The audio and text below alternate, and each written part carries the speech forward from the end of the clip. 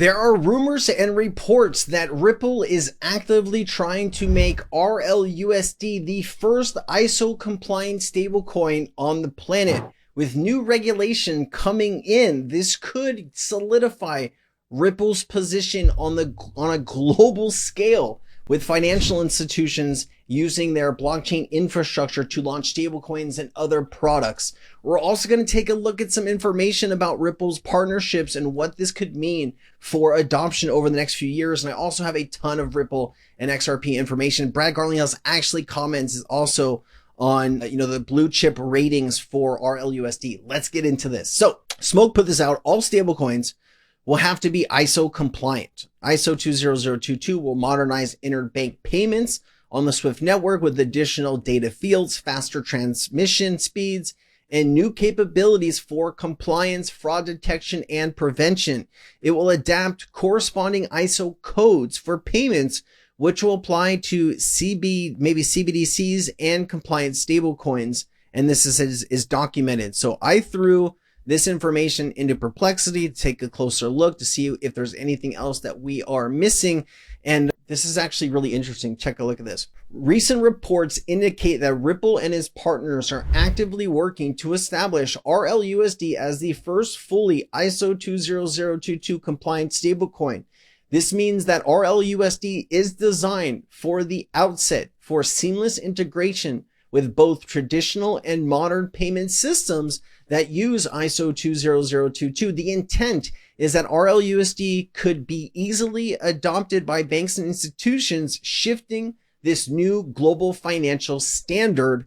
Does say RippleNet, the payment infrastructure supporting RLUSD, is already ISO compliant, bolstering RLUSD's compliance status, and RLUSD compliance is seen as a competitive advantage for institutional adoption for cross-border settlement. Now, we know banks and institutions like Bank of America are already using RippleNet and on-demand liquidity. They like and understand the technology. There's 83 patents that Bank of America has to do with Ripple and XRP. So you start to really understand here that if the sixth largest bank in the entire world can go to Ripple and use their infrastructure, everyone else can also follow suit. This actually gives Ripple even more confidence going forward, especially if they can establish that national banking charter that Ripple has been looking to do. There are some institutions that are trying to prevent Ripple and Circle from becoming banks, but I do think they will get there in the long run. The OCC is definitely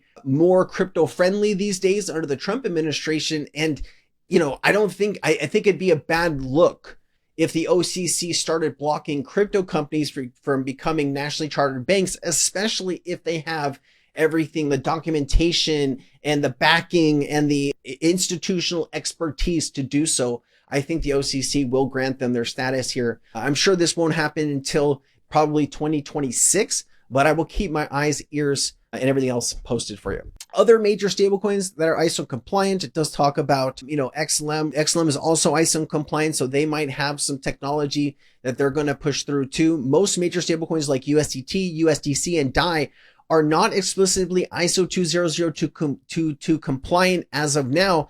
The ISO 20022 compliance is more commonly seen among blockchain payment networks like Ripple and Stellar.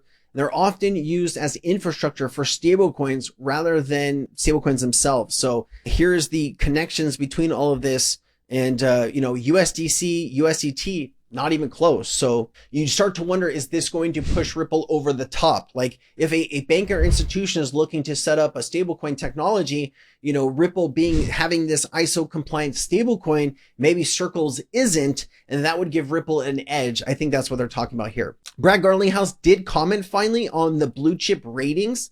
We did a video on this last week when it came out. RLUSD is considered the most trusted, number one most trusted stablecoin on the market. Blue chip is they are a non-profit, they are an independent rating company, nothing to do with Ripple or XRP. Circle was a B+, Tether was a D. Now, if you have a lot of money in Tether, you might want to understand why they got a D rating. I would be worried about that personally. Looking at Ripple's other connections, this Ripple pundit person here says XRP at 500 doesn't seem crazy, right? I mean, look at all these guys wanting to partner with Ripple. If the funds flow into the XRP, USD are the real deal, and the future of digital finance, the dominance is imminent and nothing is stopping it. And so you do look at some of these, the biggest institutions in the world, and you know that they have been either working with Ripple directly or indirectly. I did throw these, the pictures here into Perplexity to see if there's anything else that we could mention about this. It does talk about Ripple's network and partners includes powerhouse names such as Bank of America, Santander, Standard Chartered, American Express, UBS, and most recently, BNY Mellon. BNY Mellon has $53 trillion assets under management. Ripple has been working with BNY Mellon for some time, upgrading their infrastructure as well. It'd be crazy to see some of that value being moved across the XRP ledger. That's kind of like the holy grail of what we want to get to here. This wave of new adoption is not limited to the Western financial system. Institutions and central banks across regions in the UAE, Singapore, and India are actively integrating RippleNet and XRP for cross-border financial flows and liquidity management. Some of the milestones recently: partnership with BNY Mellon, the oldest US bank, to custody Ripple's reserves for RLUSD, expansion into real estate tokenization in Dubai, launching blockchain-based solutions. Remember, real estate is a $330 trillion market. That value eventually will come on chain. If we can get even a fraction of that over the next few years, that could be extremely impactful as far as price. Acquisition of brokerages and clearing services to allow deeper integration and post-trade and FX services to the XRP ledger.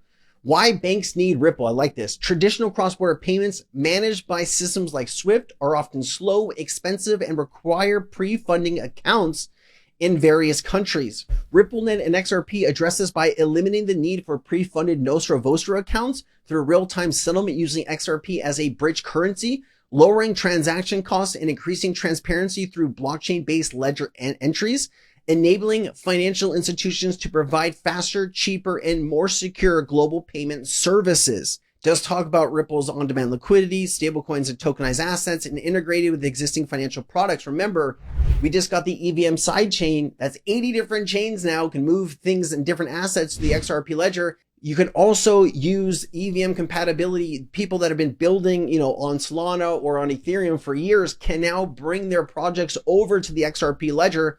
The XRP ledger has been growing tremendously over the last few months, and I only expect this to compound over the next few years. X-Finance Bull says Ripple isn't coming for banks. The banks are coming to Ripple. When the old system rewires to XRP, price action won't ask you for your permission. Said trillions incoming. Are you ready for the reset? Ripple, the infrastructure powering global payments, talks about traditional cross-border payments are slow, fragmented. Ripple is solving this blockchain technology. You start to look at some of Ripple's partners, you really start to see they are the real deal. Riz put this out. It's the most simple bull case for XRP. That is, no one's talking about. Retail is priced out of Bitcoin and Ethereum. Bitcoin is 115, 120,000. Ethereum is 3,000. What is the next best thing that people could buy or institutions could buy? XRP is still at $3. It is affordable for everybody that is going to be entering the market here over the next few years. Think about it. Are you going to buy one Bitcoin for 115,000 or you're going to buy 30,000 XRP? What do you think will have more value in 5 or 10 years? I'm betting that, of course, it'll be XRP. Of course, I'm not a financial advisor. I am just creating content on Ripple and XRP. This is my personal opinion, but that's what I am banking on. Banking for, hoping for, keeping my fingers crossed, And you also have Bank of America is going to be building a stablecoin. I just did a video on this. It'll probably come out the same day this video does. So if you haven't seen that video, go check it out. But I got all the connections, all the information that you need to know about Ripple and Bank of America. It's plentiful. There's a lot of things there. JP Morgan Chase has been building on Ethereum. Citibank, Citi Token Services, they're working with the regulated liability network. Goldman Sachs is working on their own technology. All of these big institutions and banks need infrastructure. And if they haven't been working on it themselves yet, they are going to need to catch up in a real hurry. This is why you turn to a Ripple or a Circle or a Fireblocks, because they can provide you services and infrastructure that it could take you years to set up yourself. This is where Ripple and XRP's value will truly come to the forefront. Remember, we are still just speculating about XRP's price at $3. We don't really know where this is going or where this is going to take us. Now, we have high hopes and we have high beliefs, but we really still don't know how quickly value is going to come on chain. Is it going to be a snap of the finger, a flip of the switch, or is it going to take some time? These are all things with regulation on the forefront, stablecoin regulation and digital asset regulation in the United States. Globally, you guys are already, taking some of these steps. Next few years, next few months are going to be very exciting. Stay with me. I'll keep you updated. Thanks for being here. Bye. Nothing in this video should be taken as financial advice. This is for entertainment purposes only. I am not a financial advisor. Please seek financial advice if you need it. Let's get back to the video.